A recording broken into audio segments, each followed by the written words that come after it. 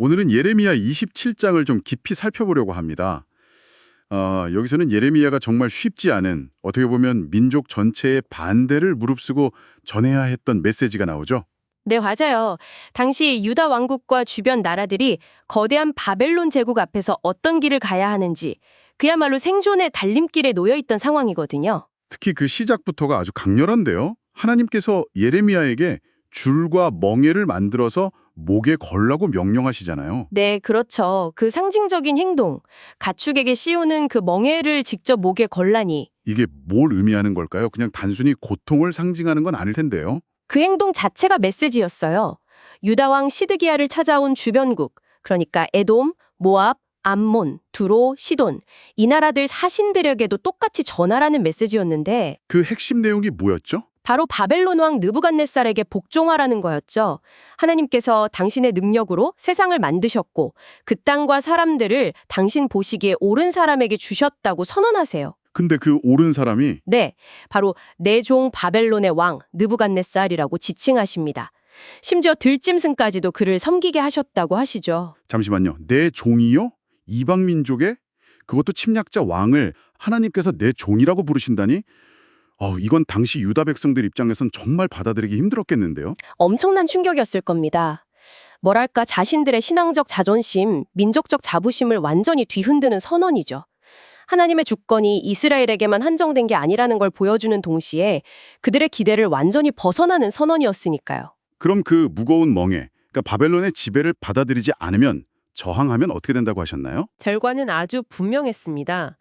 그 멍에를 매지 않고 바벨론 왕을 섬기지 않는 백성, 또 그런 나라는 칼과 기근, 그리고 전염병으로 멸망할 때까지 벌하실 거라고요.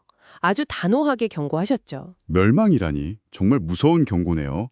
반대로 복종하면요? 반대로 바벨론 왕을 섬기는 나라는 그 땅에 그대로 머물면서 밭을 갈고 살게 될 거라고 약속하십니다.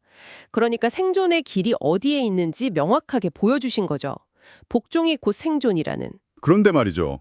모든 선지자가 예레미야처럼 이런 암울한 메시지만 전한 건 아니었잖아요. 맞습니다. 이게 또 예레미야 27장의 중요한 갈등축인데요.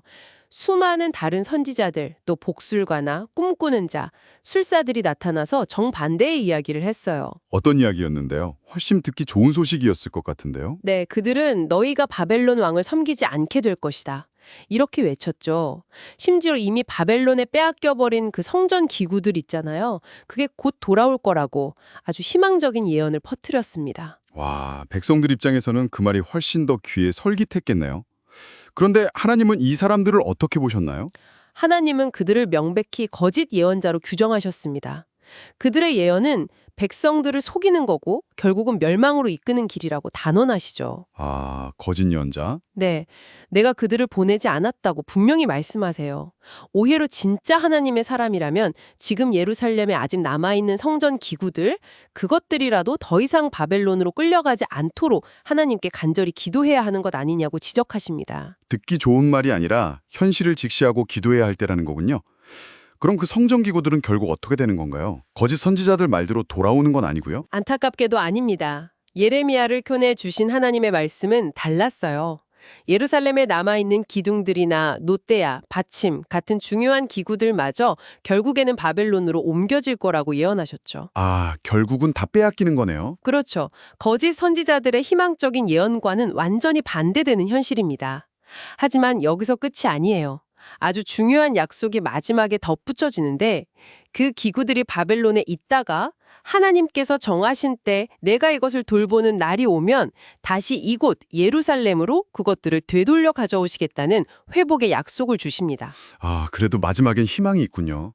결국 예레미야 27장은 피할 수 없는 현실, 이 바벨론이라는 거대한 힘 앞에서 고통스럽더라도 하나님의 뜻, 즉 복종을 따르는 것이 생존의 길이고 반대로 귀에 달콤하게 들리는 거짓 희망은 결국 파멸로 이끈다는 걸 아주 강하게 보여주네요. 네, 맞아요. 멍에를 맨다는 게 굴욕처럼 보이지만 역설적으로는 생명을 얻는 길이었다는 거죠. 정말 깊이 생각해 볼 만한 지점입니다. 그렇죠. 당시 사람들에게는 정말 받아들이기 힘든 진실이었을 텐데요. 여기서 한번 이런 질문을 던져볼 수 있을 것 같아요. 우리 삶에서 마주하는 좀 불편하고 어려운 현실 앞에서 어쩌면 듣기 편한 위로나 달콤한 거짓 약속이 기대고 싶을 때가 있잖아요. 네, 누구나 그럴 수 있죠. 그럴 때 때로는 고통스럽더라도 그 현실의 멍해를 정면으로 바라보고 받아들이는 것이 궁극적으로 우리에게 어떤 의미와 가치를 가져다 줄 수 있을지 한번 생각해 보시면 좋겠습니다.